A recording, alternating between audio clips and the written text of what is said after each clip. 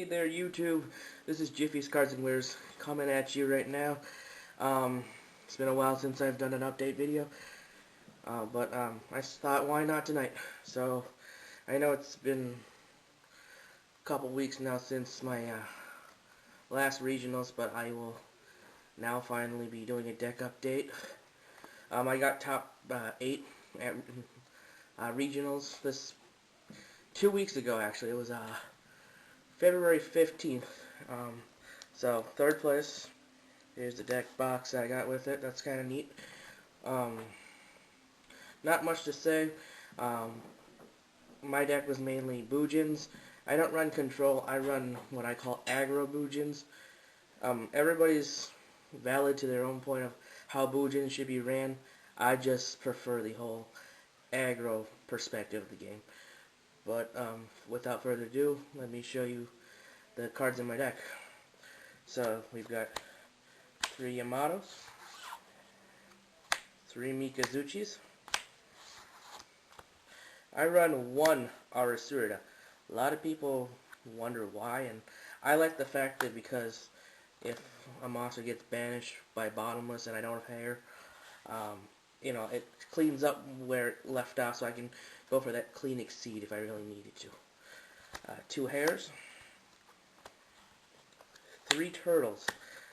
Only because targeting is still a thing in this format, and, well, 2 turtles is great, but 3 turtles clinches the guarantee of targeting effects being negated.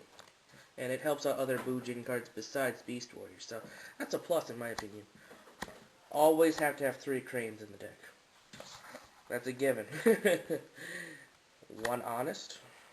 That's a no-brainer. 1 Quillin and 1 Centipede.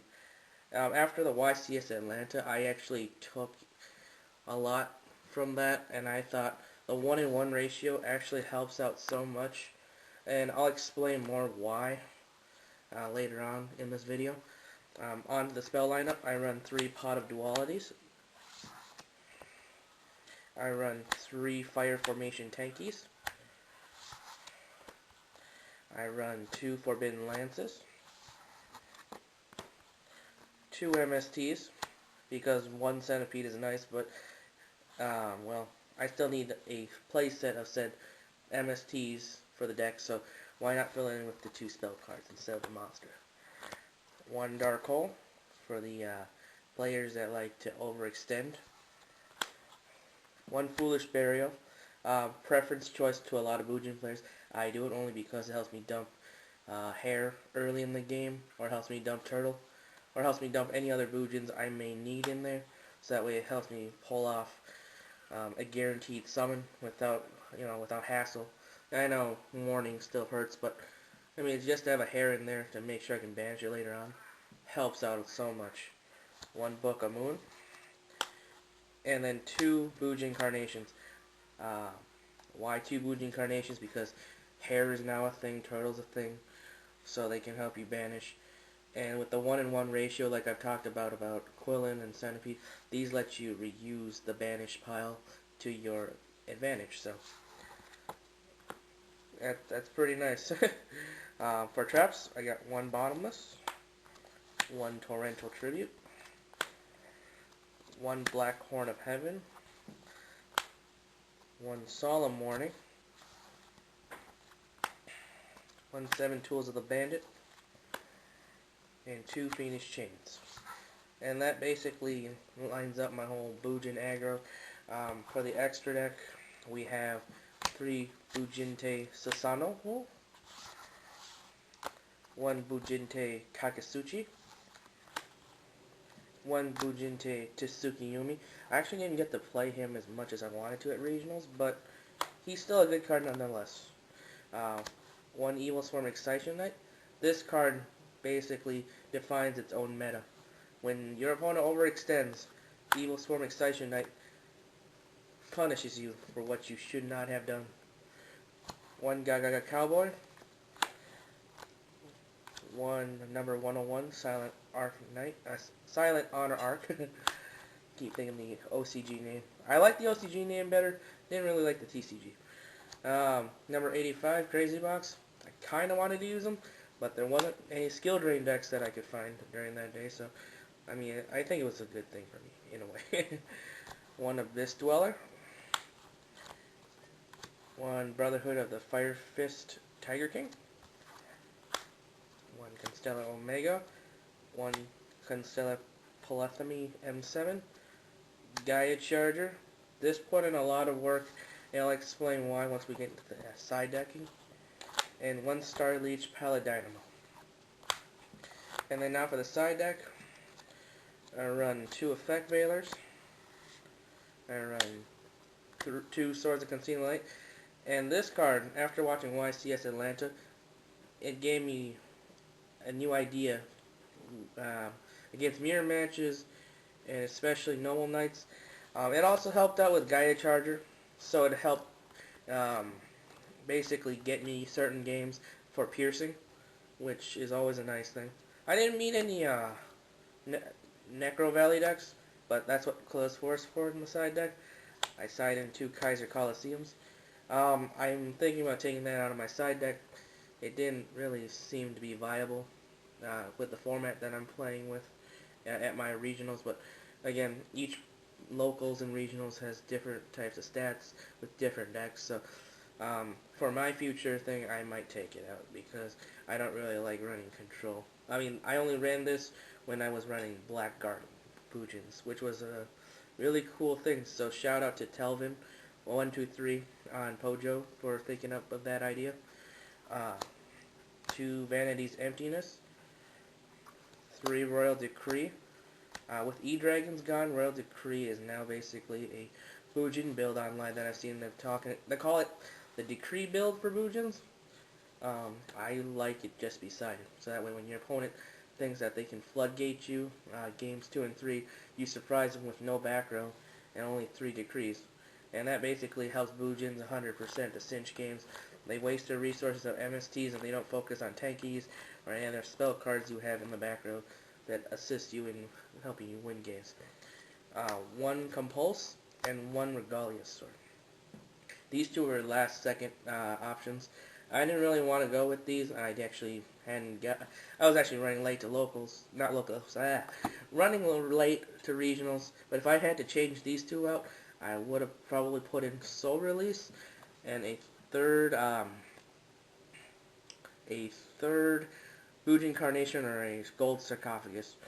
I'm working on a new project for Bujins that utilizes Soul Release and Bujin Carnation and Gold Sarco.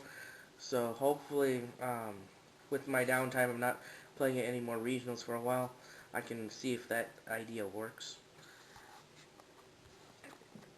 But yeah, otherwise, I made third place out of 307 players at Land Worlds Maplewood Regionals. That was a pretty amazing turnout. Props to all the players. At my for my locals, at least majority of the top 8 were dominated by my locals, which was Outpost 2000 and beyond. And this month of March 15th, I will be head judging regionals over in Coon Rapids 2000 and beyond, proudly sponsored by them. I am very happy to be part of their team, being their head judge. And then right after our regionals, I will be going to Rosemount, Illinois for YCS Chicago 2014. There I will be judging with the head judge, John Roca. So if anybody's going there this month, I hope to see you there. Come up to me, say hi, anything like that. I'd be more than happy to talk with you guys. But, to go about the day of regionals on that day, it was a great day. I only lost to one player who was playing Mermills in round 2. His name is James Dooley. Goes to locals at Outpost 2000 and beyond. He's a great player. Props to him for getting first.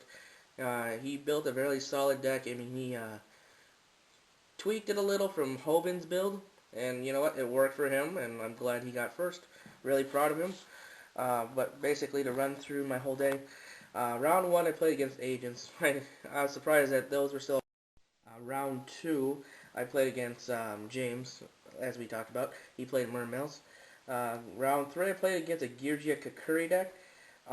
Basically, it was no match for Bujins per se. Round 4, I went against Fire Fist. It was a grind match, but I went up to Game 3, which was kind of cool. Round 5, I went against another Mermail deck. This one was interesting. I think he was more aggressive with his build than the other Mermail decks I've seen all day. I mean, he OTK'd me in Game 2 in that round. Yeah, in round 5, Game 2, he OTK'd me. I was shocked, but, you know, good for him. Round 6, I went against a Fire Fist deck. Another grind match for the day. Round 7. Round 7, I actually get to play against Jesse Choate, YCS Atlanta top 4. He was playing his Girgia Kakuri. I played him in round 7. He's a great guy. I mean, I was honored to play against him. His plays were spot on. He's a great guy. Just all around great. Round 8, I played against, and these were in top tables finally. Round 8, I got the face against Noble Knights. That was amazing. I didn't expect a Noble Knight to top that far. His build, he used Unknown Synchro. I basically shut him down both games. Game 1, I basically got rid of his boars, and he couldn't do anything. Game 2, Royal Decree just basically shut down his whole entire side deck against me. And then to get me 3rd place at round 9, I played against another Mermail deck. I basically owned the board both games. He had no responses to my 3 Mikazuchis in hand. But yeah, if you guys have any questions, please comment below. You know, thumbs up my video, share it, anything you want. If you guys are coming to Outpost 2000 for regionals, I'll leave the information down below if you guys want to attend this one. We're hoping for a big turnout.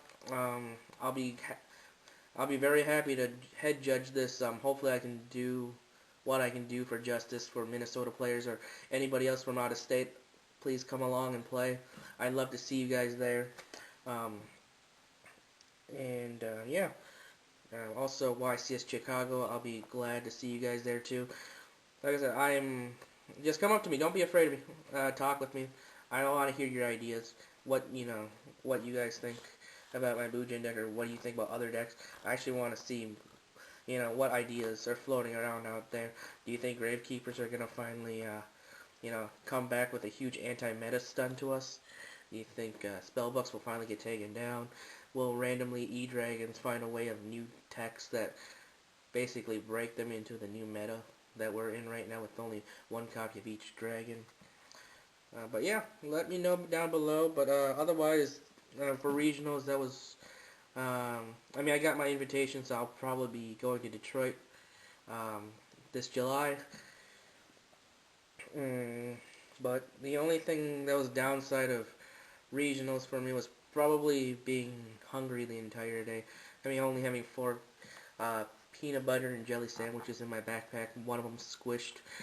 that was kind of disappointing. But yeah, holla at your boy. See you guys soon.